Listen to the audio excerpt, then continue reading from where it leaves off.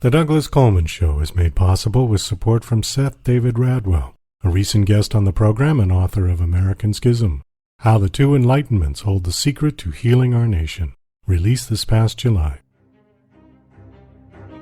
As Publishers Weekly writes in its recent glowing book life review of American Schism, business executive Radwell's epic debut examines the historical influences that have led to what he sees as the collapse of politics in the United States.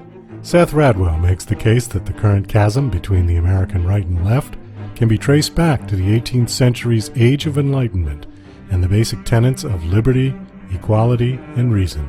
American Schism provides a historical perspective that can help us fight today's unreason with reason and bridge current-day divides. American Schism by Seth David Radwell is available at Amazon, Barnes & Noble, and wherever books are sold. For more information, go to AmericanSchismBook.com. It's time for the Douglas Coleman Show. Mr. Smooth and Savvy is joined by guests from all walks of life, from the entertainment industry to authors to political and social commentators, the famous and not so famous, the controversial and the light and fluffy. We have it all. Now, here's Douglas Coleman.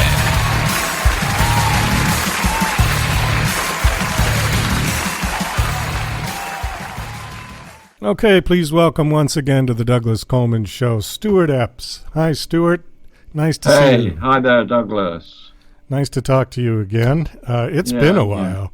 I think it's been a couple of years already. Couple of years. But what's a couple of years when you reach our great age? It's nothing, is it? No, it's about a couple of minutes is what it feels like. That's right. Really. I don't know whether that's a good thing or a bad thing. I'm not sure.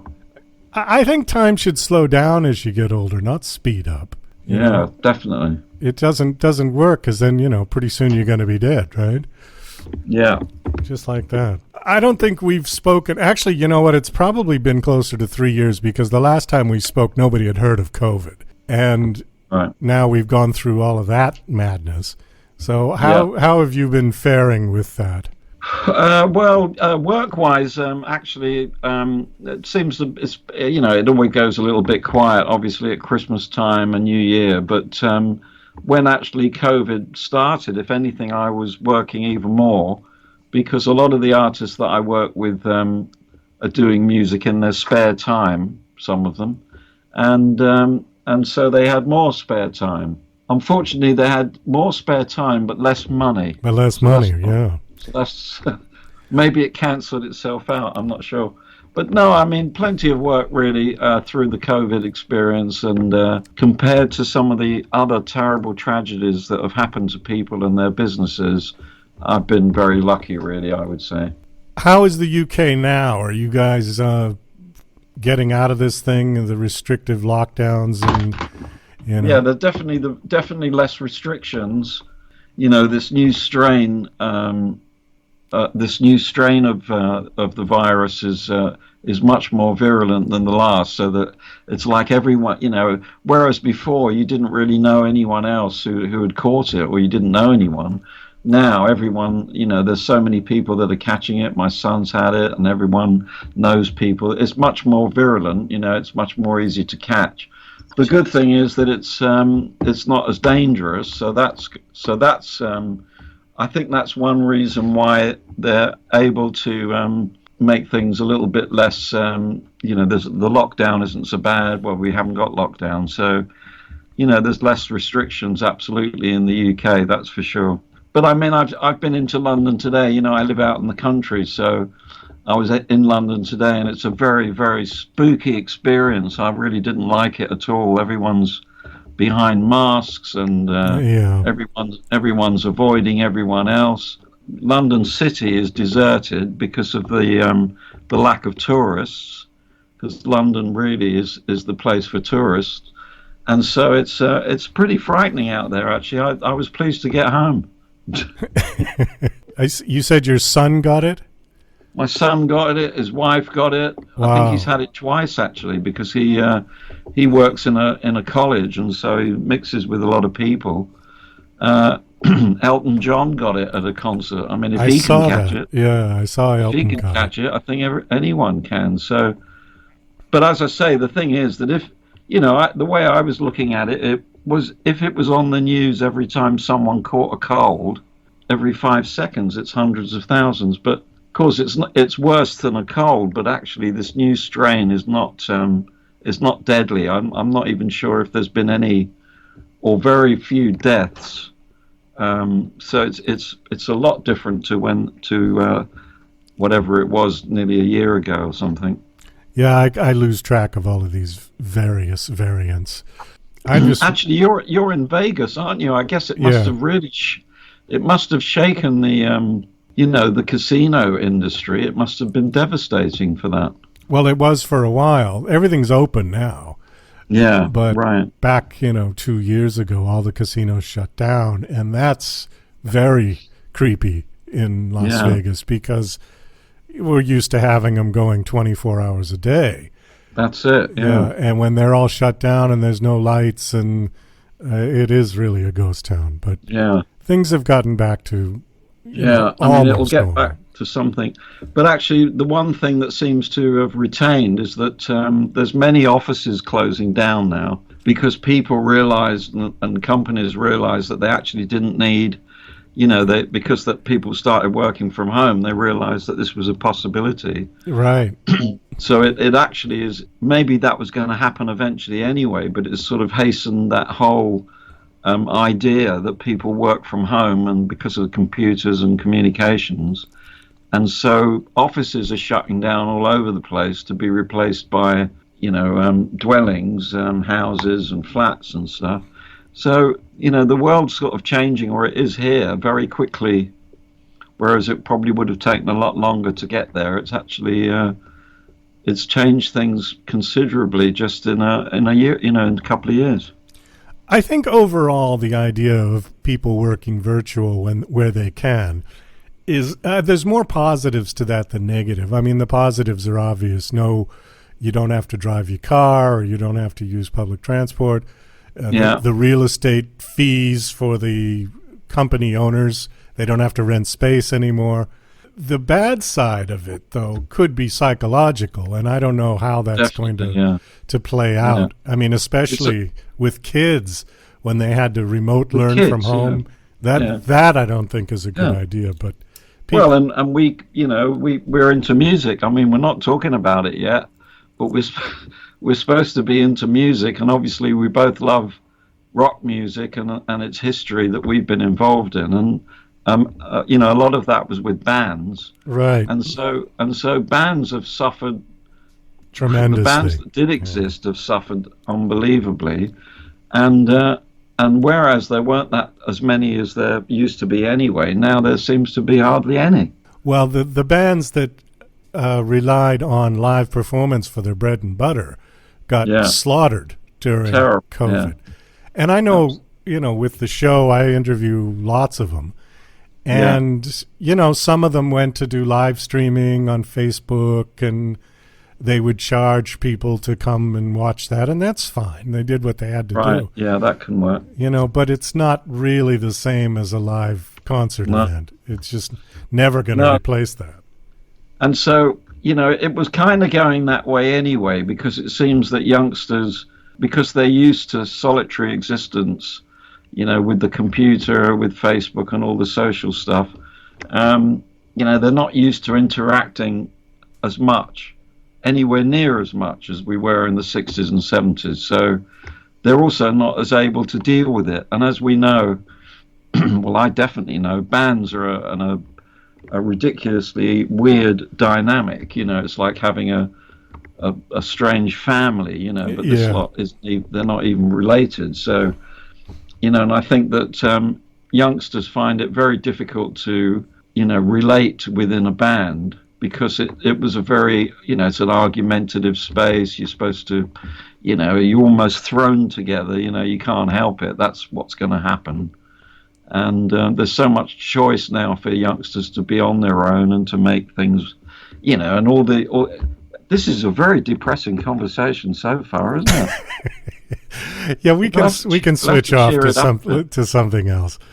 But unfortunately, it's true because of home recording. Individuals, musicians, writers, and they just assume that they can do everything themselves on their own without anyone else. And so they go for that, and they try their best, and it doesn't come close to what is possible with a band, or with at least more than one person, you know. I agree. Even though that's not easy, you know, for us, the best music's been made with teams, without a doubt. Yeah. Well, the problem is the environment. The internet environment has created this DIY, where it is possible to, with a computer and Pro Tools, you can create music on your own.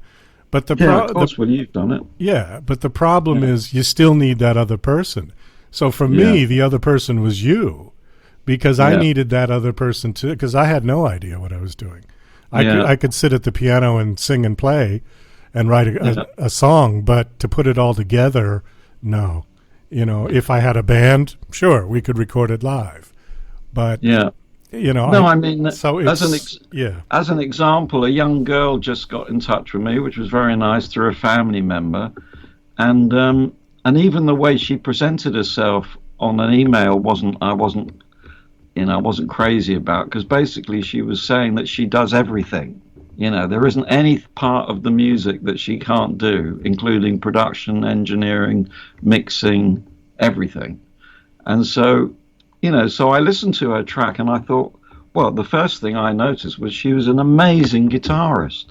And she's only a young girl, but she was playing guitar like, you know, the whole bit, like a amazing heavy rock guitarist. And that was what came across, that she had this obvious talent.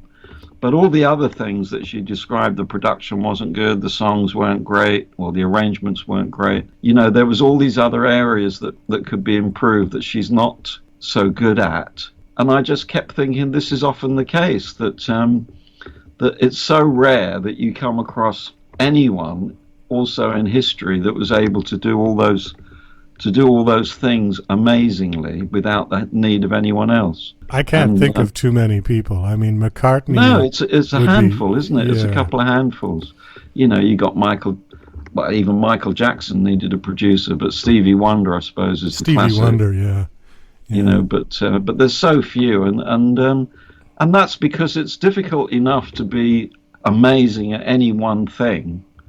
You know, let alone and being in the music business one way or another, you've got to be really very good at something, you know, like above average. Otherwise, it doesn't really count. So, and I can tell because it doesn't look like I'm going to work with her, and I think it's because her head is full of everything else. You know, well, I could do this and I can do that, and which is a shame because she's an astounding guitarist, and there's not many of those around. I mean, females especially.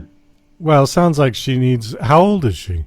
I think she's like 17 or something like that. It might even have been younger, 16 or 17. Oh, well, she needs a bit of guidance, I think, more than anything, yeah? Well, you know, that's the good thing about this Liam that I'm working with. He's a great lad, and actually, he likes to produce. He'd like to produce himself, but over and above that, he's a brilliant singer, not a bad songwriter, but he just wants to put out the best records that he can, and record, and put out the best music possible, whatever it takes.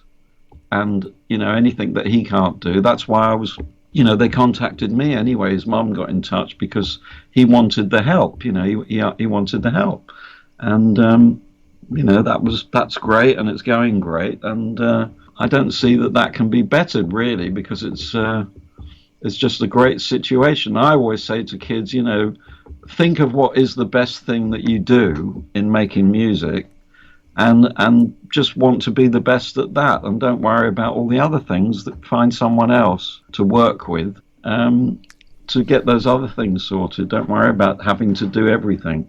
Yeah, it's funny. It's not just music. When we started this podcast and now ventured into video production, I'm finding the same thing, that, I need someone to do this, or I need someone to do editing or marketing or social media.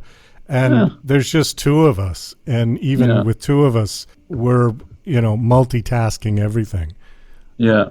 And I don't like it. I'd rather just switch on the Yeah. microphone and talk to people, because that's what I think I do the best.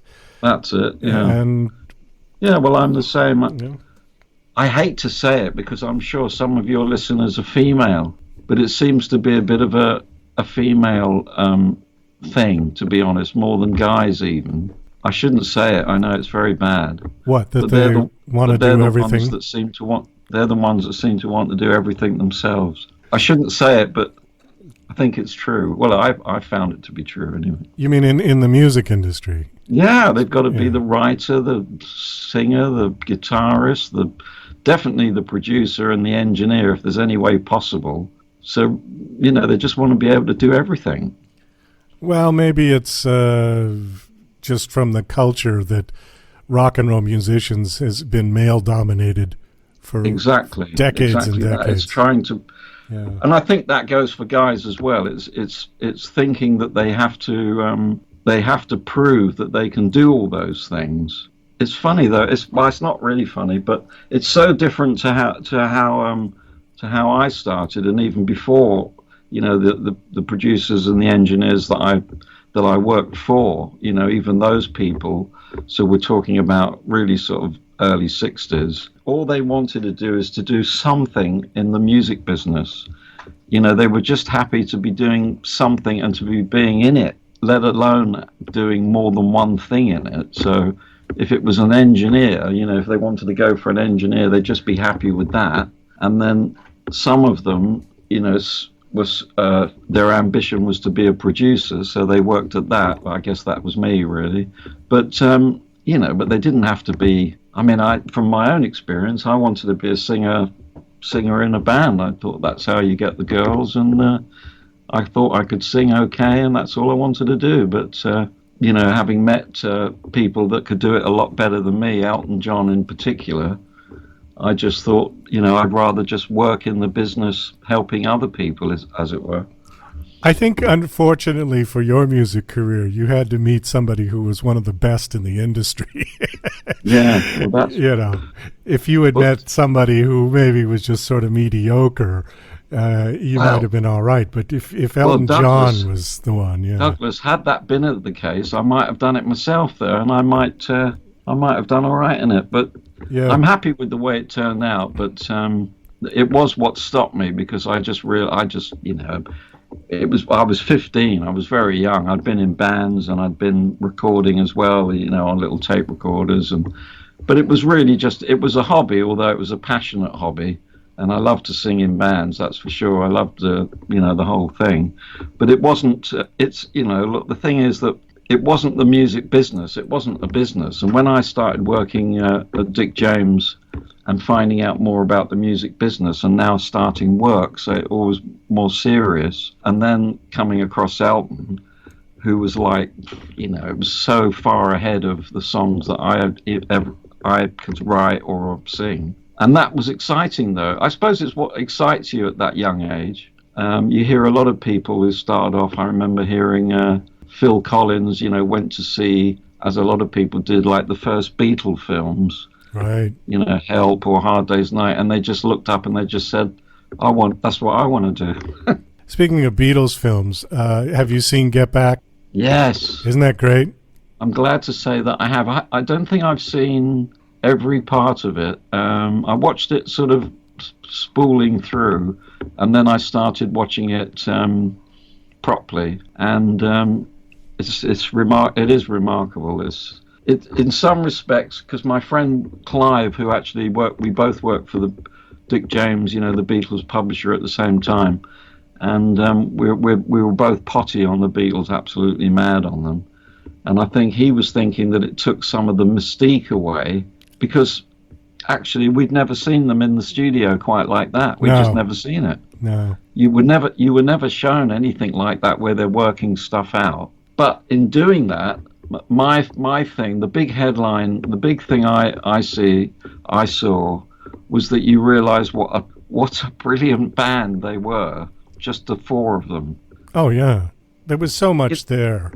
Yeah, I mean, they just were sitting around like you saw, and then suddenly they go into one, and it's like, that is the Beatles. What a sound! Great drummer, brilliant bass player. John Lennon, actually, I never realised what a great guitarist. On their early albums, or actually on any of the albums, no one was credited with anything. No. So you didn't know exactly who did what at all.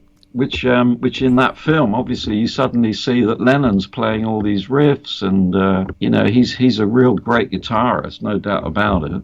And I mean, we could talk about this for months, really, because then the dynamic between Paul and John is staggering, isn't it? I mean, they're just like completely joined musically, except they were such different characters, really, different characters. And I mean, a lot of the time you're just feeling sorry for George, really. Yeah, I did. I felt very sorry for George. Who's like bloody good himself, but compared to those, he's just. And in fact, I did meet George, and that's how he, and he was actually telling me that, because he felt like a complete, third class musician, songwriter, singer, just about everything, really. Well, there was a couple of scenes where I really wanted to smack Paul because he was just treating George so badly. He's treating him like his little brother. And you kind of got to know that when you see Paul in interviews and things like that, I always sort of thought he can't be. Do you know what I couldn't understand though? How they're so polite in that film though, really. Well, that's true. Unless it was because they knew it was being filmed. I mean, think there's so. hardly any. Yeah. In fact, there's no swearing at all, hardly. I think they knew, obviously. Yeah, I guess so. But I mean, that shows the respect in a way that's also what they were like. They were so respectful, it would seem, of the situation that they were in as a band, and out to sort of do the best thing, we're being filmed, right, we don't swear, and this, that, and the other. And, well, it's an amazing, I mean, one of the things, I was talking about with Clive, because Clive's a bass player, is when you saw Paul showing them Get Back, that actual song. Yeah. And he's playing it on the bass. What was amazing was to watch that song, the genesis of that song. Yeah, develop, yeah. Right, and where it started out as something about Enoch Powell. Oh, right, that's true, yeah. And then, morphed into, and then he's trying to fit the words in and all of that. Genius. Yeah. It's absolute genius. And I think the thing is that obviously this was well into their career as the Beatles, and you could see that Paul really doesn't need them at all, and John doesn't really need Paul. They didn't need to be doing this. They're now individually much more capable of doing stuff on their own. So it's too bad that there wasn't film like that of all of their sessions, or at least one per album. Like, I'd love to see 1962, 63, the early stuff, and all in nice quality like that. Yeah, absolutely. It'd be fantastic. Well, I found the quality a bit disconcerting because it looked like it had been filmed last week. Right, yeah, well. And then you've got to know that it was 60, I don't know, what was it, 65 or something, I don't know. 69, but it was 69, was it? 69. Yeah. Well, I like that because the Beatles, there's such few Beatle film that is worth anything, and the audio quality is always terrible because most everything was like shot on Super 8 at concerts. You're right, of course, you're right. Yeah, absolutely. With the girls screaming. It was nice to see the quality. It was just, I just couldn't believe it. It was that old, I just couldn't believe it. Well, it was so good. You're right. It did look like it was just shot yesterday. I mean, and also it comes back though when you're watching it to what we were saying about artists who only work on their own. They don't need a partner and this sort of thing. And there you can see an actual happening before your eyes what it's like for Paul to have a partner like John, and for John to have a partner like Paul to create something well over and above what they would have done on their own, one way or another, and Ringo and George, of course. Yeah. Well, it was the perfect band. Did you see the scene with Dick James? There's a scene in that where Dick James pops into Twickenham. Yes, that's right. Yeah, And actually, it was pretty weird because actually he told one of my stories. Because when I was at Dick James, it's quite true that we had this guy, and in fact I know his name. His name was Jeff Muston, and it was his job to get the music, to get the chords from the Beatles songs, records, for the sheet music. Okay, because that's what Dick James was doing. He was primarily selling sheet music. That's what he was doing. And Jeff Muston was a jazz sax player, or he might have been a trombonist actually. And so he was actually he wasn't told what the chords were. He had the record, and he would just put it on, and he'd write down what he thought the chords were. And Dick was saying, sometimes the chords are wrong. And in fact, in the early ones, he used to actually get the lyrics as well. Oh, so, I do remember that conversation. He was talking with Paul, and they said, the chords were wrong. Or on the so Beatles my friend ones. Clive was sometimes he'd call us up and he'd go, "What? Can you hear what they're singing here? Can't buy me what? Is it Rob?" Oh, it's funny. But yeah, I guess.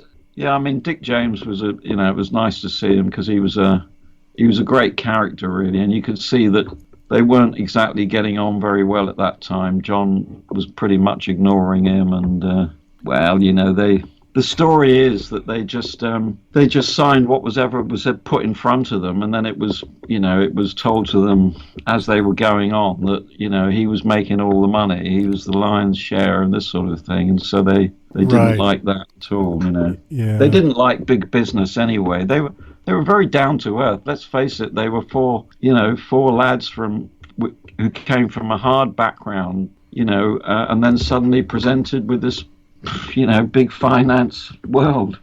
Well, and also, Brian Epstein was such the buffer. That's true. Between all of the business and the band. And once he was gone, it all collapsed on top of them. Yeah. Well, they were more or less saying that in the film. Paul kept saying, "We need help. We need someone to tell us what to do." Well, how was they put it? They said, "We need a daddy. We need another daddy." That's exactly right. Yeah. Oh, well, you've got really into this film. I know. I've watched it twice already. So. No, what, the whole thing? Yeah. Yeah. Wow. No, I haven't done that. And listen, what about the fact that you see them trying to put these songs together, and they're not doing a bad job, but they're nearly giving up. They nearly, there's people leaving the band and God knows what, and then they end up on that roof. Oh, and it's brilliant. Best live performance that they ever did, I think. I'm pretty sure that some of that live performance sounds like it was parts of it were from that rehearsals there. What did you think about that? Well, they were recording the whole thing, whether or not they kind of... I think they edited in, because some of the ad-libs... Well, it's possible. Yeah, I mean, they can do anything now with cut and paste. Yeah. So... But anyway, in a way, it still doesn't matter, because... Oh, what about... Well, we're only going to talk about this now. You know that, don't you? Because what about when Billy Preston comes in? Yes, well, he saved... the session. Wow, really. I mean, imagine if he hadn't come in, they would have been at each other's throats, and that would have been the end of it. Yeah, I mean, I've worked with a few keyboard players, and we've been doing sessions, and then you hire in a keyboard player.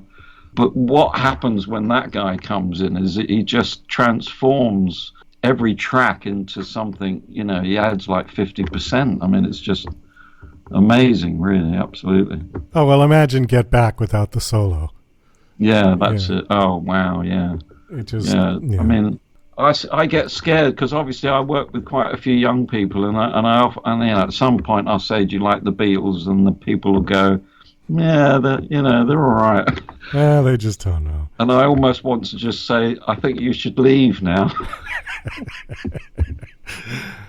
I mean, I do believe that music has definitely taken a turn for the worse.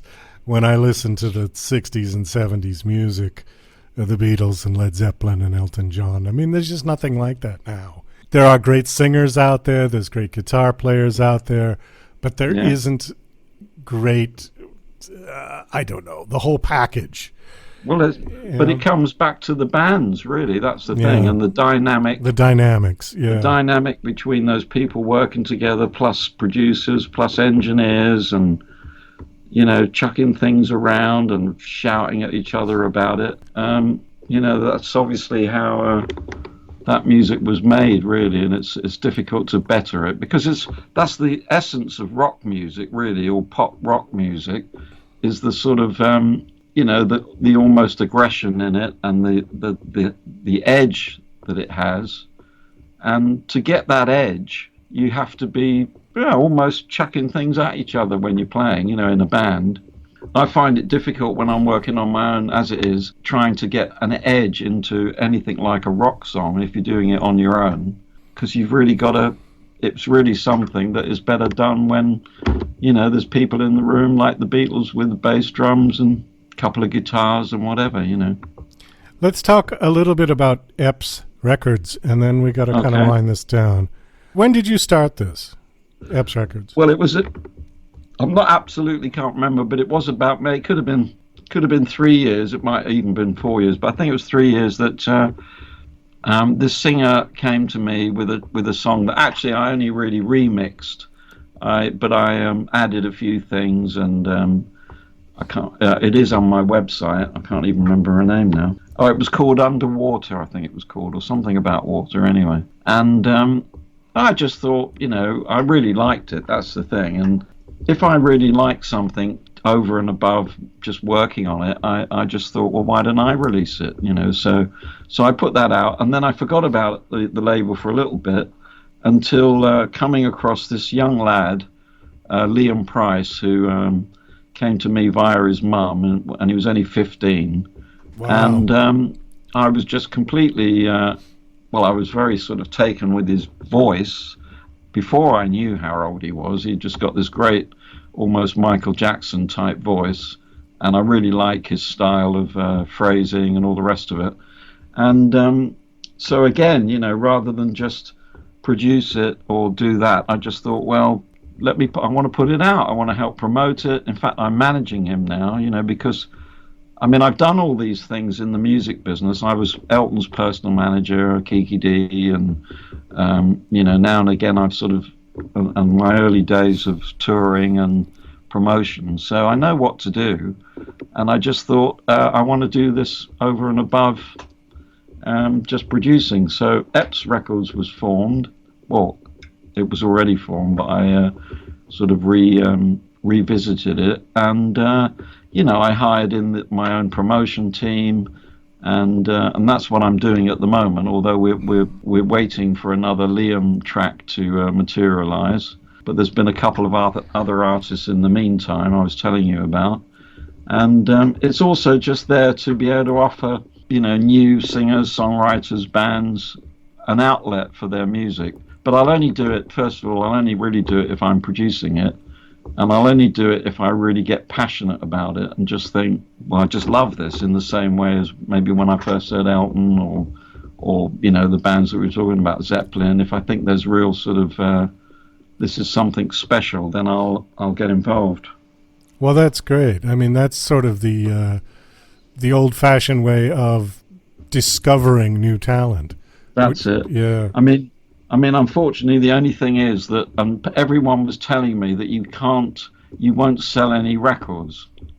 And I said, well, that's crazy. Of course, we're going to sell some. But they were absolutely right. You cannot sell, and when I say sell records, I mean you cannot get people to download and pay for hardly anything to do with a new artist. And I didn't realize how bad that was until I actually did it recently. And the reason for it is, obviously everyone knows about Spotify. Well, that's it. It's all gone to Spotify. Where you pay a few pound a month and you've got access to everything. Yeah. But it's also iTunes do that now, and Apple do that, and Amazon do that. I don't even think that kids, they probably don't even know anything other than that. So because maybe their parents, or maybe they just, a few pound a month. And so actually, well, you have to get over it. I had to sort of take it on. But what I've been saying and what I've come up with is that in the old days when bands used to tour to promote a record, they're now actually records are there to promote a tour. Really, they're there as a promotional tool, almost completely. It's just if it's a new artist I'm talking about, it's just purely for promotion. So because I hated Spotify for doing this. They pay 0.000 right. of a p and of a dime and all this sort of thing, but all the artists, and Liam included, he's going, well, it's got to be out on Spotify. All my friends want it on Spotify, and I said, well, of course they do, because they don't have to pay for it. but I couldn't argue, so I had to. If you can't beat them, it's like you can't beat them, you got to join them. So the irony about CDs and selling actually physical albums is that when artists go and do live shows, people will buy the CD at the merchandise table, which I think is very ironic, because they do it as a sort of, here's a souvenir from the concert, but they won't go on Amazon and spend $10 to buy the CD. There's not even any point to putting out CDs these days. Not really. I mean, $10. I was saying prior to this that an album ought to be about $200. if you think about what an album cost in 1960, we're talking about 60 years later, when a house was sort of a couple of $1,000 and now it's like $500,000. Right. So if it had gone up in the same respect, an album should be a couple hundred, a few $100s, and then maybe musicians would be able to buy a decent car or something, or be able to get around, because in the old days and when I started, there was money to be made. That was the thing, and now it's almost impossible actually to make money out of making music unless you're, I don't know. Well, Elton John actually is a probably good example. Well, you've got or to Ed Sheeran. Yeah, you've got to be able to get into the tens of millions or hundreds of millions of streams on Spotify. Then it's a whole, I don't want to open this thing up because we'll be here forever. But it's a whole process where once you get to a certain level, people will renegotiate that 0.001 penny. That's right, yeah. Well, Ed Sheeran is getting a lot more per stream than a no-name artist. Well, that's probably right. So absolutely. He's doing all right because he not only is he getting hundreds of millions of streams, but he's also getting a better per stream rate. Yeah. So, but that's a whole nother topic. I mean, that would have been the case in the old days. Obviously, when someone, becomes popular, then they can, the sky's the limit. And when they go to a record company, they're offered these ridiculous deals. It's no different than a tennis player or footballer. Sure. Yeah.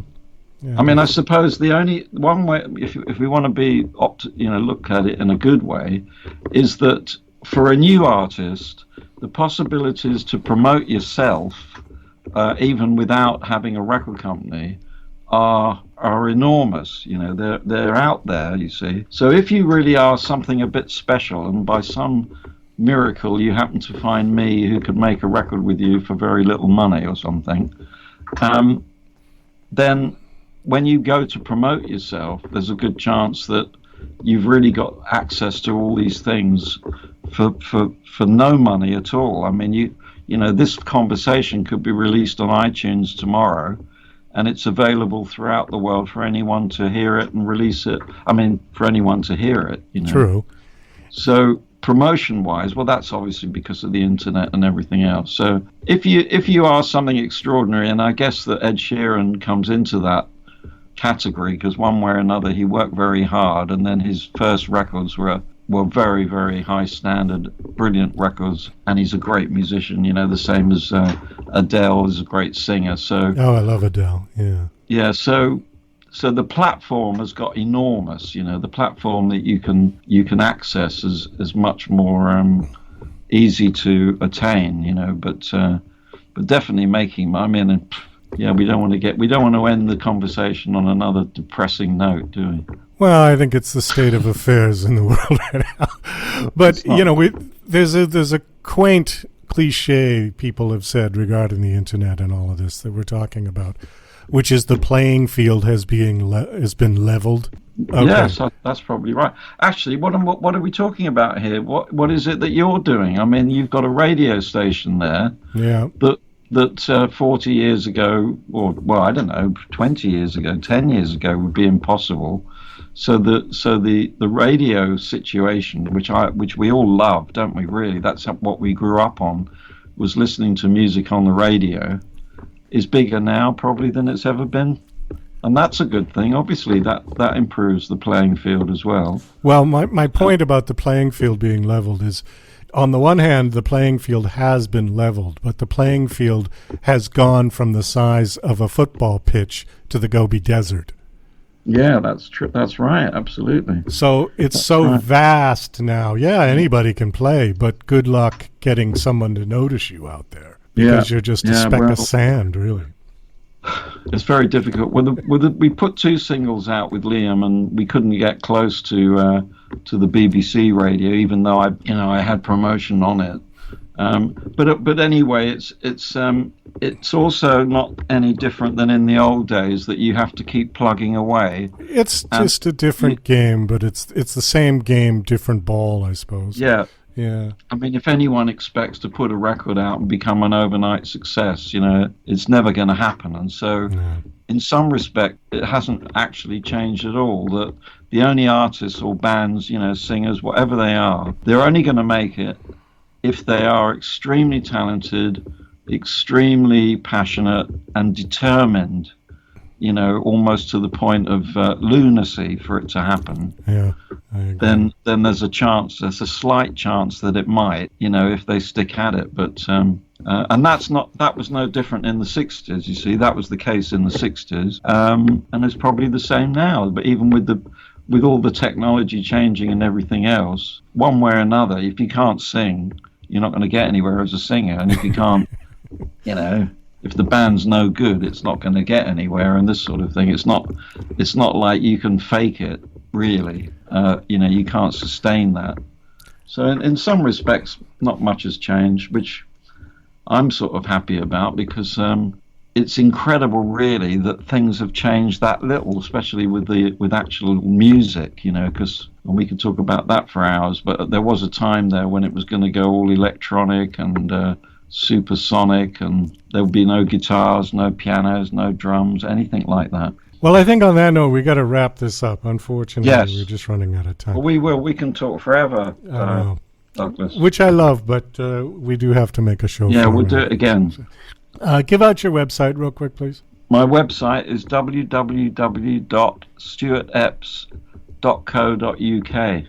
Okay, and they can find all the info for if there's any budding Led Zeppelins, Ed Sheerans, Adele's, tell them to get in touch. All right, we'll do. Well, thanks again. Always a pleasure to speak with you. And you. All right, Douglas, all the best.